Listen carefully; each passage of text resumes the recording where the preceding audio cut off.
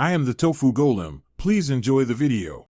You begin by enabling a system capture source so Discord can see your playback. Open Sound Settings, go to Recording, right-click and show Disable Devices, then enable Stereo Mix. Once enabled, set Stereo Mix as the default or default communication device so apps are routed through it. Next, close Discord and run it as administrator.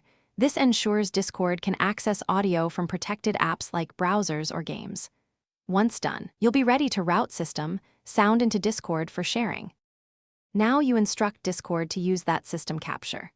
In user settings under voice and video, change input device to stereo mix and leave output as your normal speakers or headset so you still hear audio.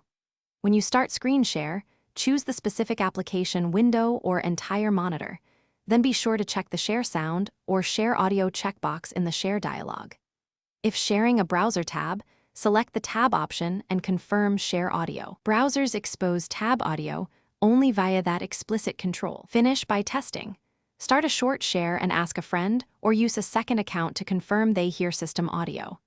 If it's faint or absent, increase Discord's input volume and the stereo mix level in Windows recording devices. Once done, if audio still fails, restart Discord and the source app, disable and re-enable stereo mix, then reselect it in Discord. Make sure exclusive mode is off in stereo mix properties so other apps aren't blocking capture. That single troubleshooting tip fixes most remaining issues. Thanks for watching. Consider subscribing if we helped you today.